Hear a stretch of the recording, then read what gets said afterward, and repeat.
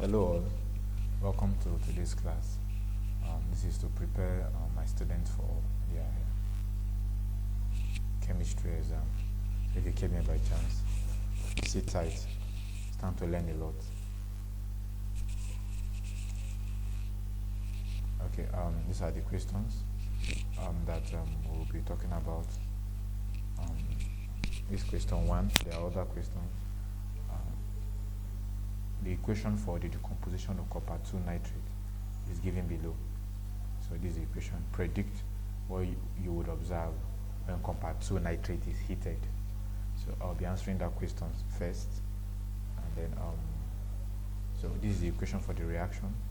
So certainly when you heat copper 2 nitrate, it will form this product. What will be observed, what you can see, is determined by the nature of this product. First, oxygen is colorless and odorless, and so you probably will not see oxygen. But nitrogen 4 oxide is brownish in color, something like this, and then you will see a brown gas being produced as you heat copper 2 nitrate, and then copper 2 oxide is equally black in color, so you see a black residue.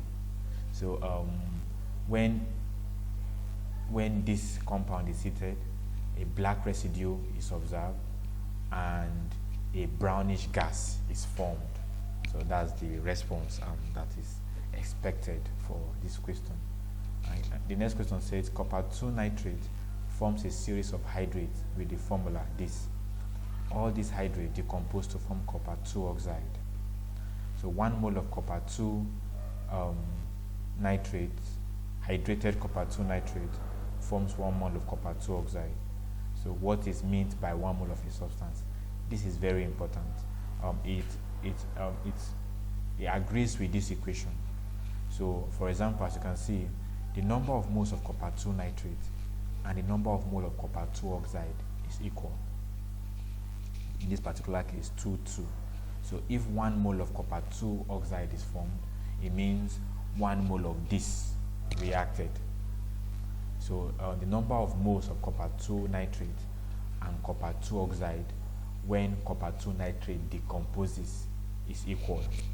So the question is asking us what is meant by 1 mole of a substance.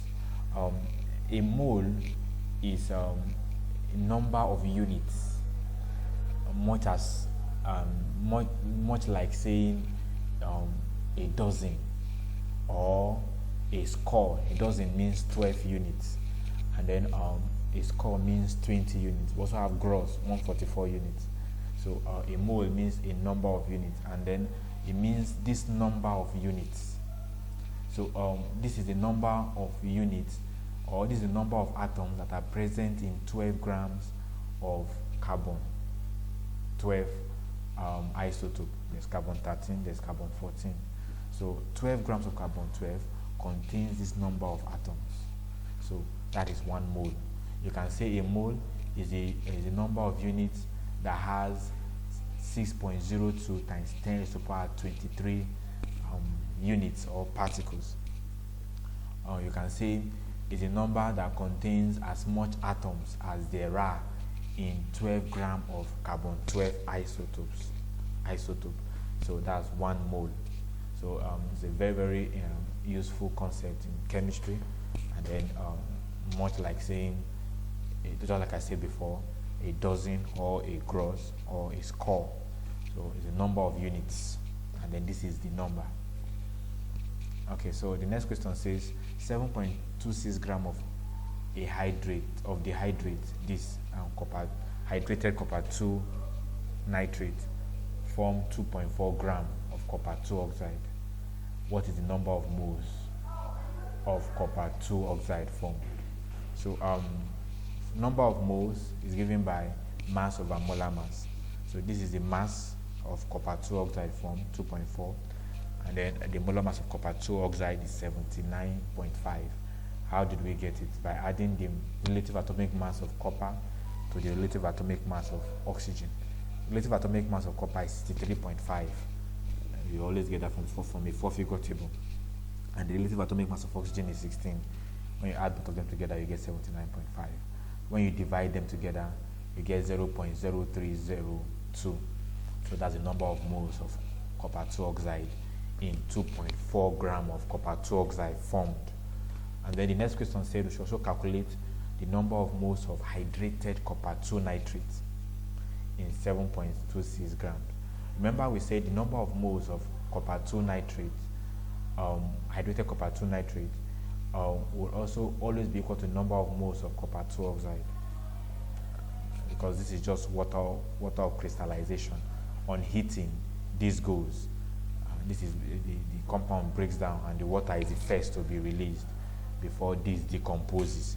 So basically, what we are saying here is if 0.0302 moles of copper 2 oxide are formed, it means that the number of moles of hydrated copper 2 nitrate is equally 0.0302. So as you can see here, so that's because the number of moles of copper 2 oxide and copper 2 nitrate are equal. So the next question says we'll find the mass of 1 mole of copper 2 nitrate. So we use the appropriate formula. Molar mass of 1 mole is called the molar mass. Molar mass of copper, molar mass is equal to mass over number of moles, just like we said before. Number of moles is mass over molar mass. So when you are rearranging formula, molar mass is mass over number of moles. Mass is 7.26 and number of moles is 0.0302. So when you divide, you get this. So and then the next question says mass of 1 mole of copper 2 nitrate is this. The value of X is what? So use this formula: mass of hydrate minus mass of anhydrous salt over molar mass of water is equal to this. So we'll give you the number of moles. So when you approximate, you get that X is 3. And then the formula of the hydrate can be written like this because X is 3. So the next question says, question 2, define the rate of a chemical reaction, state the collision theory, and then graphically differentiate exothermic reaction from endothermic reaction. The rate of a chemical reaction is the change in the concentration of a reactant or a product per unit time. So it is the measure of the amount of reactant used up per unit time or the amount of product formed per unit time. Change in reactant or product concentration over time, over change in time, will give you the rate of a chemical reaction. Collision theory states that before a chemical reaction can occur, the reactant particles must collide with the sufficient energy and proper orientation. So if there are so many collisions when a reaction is taking place, but not all of them result in a chemical reaction because not all of them collide with the appropriate energy or the appropriate orientation. Collisions that result into a chemical reaction are called effective collisions, and then collisions that do not result into a chemical reaction are called ineffective collision. Also, an exothermic reaction releases heat to the surroundings, and an endothermic reaction, as the name implies, thermic has to do with heat from thermal, and then endo has to do with coming inside, and then exo has to do with going outside.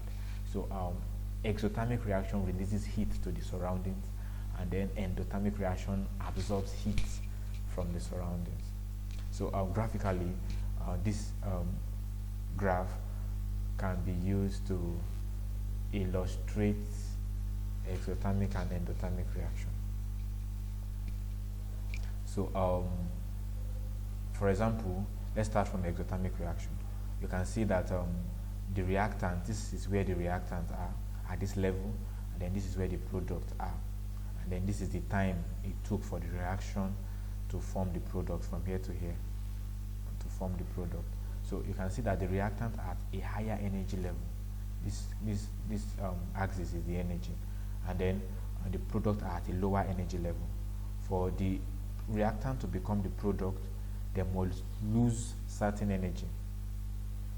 But somebody may say, why does it appear to be a gain of energy before the loss? It's because before a reaction can occur, the reactant must be ignited.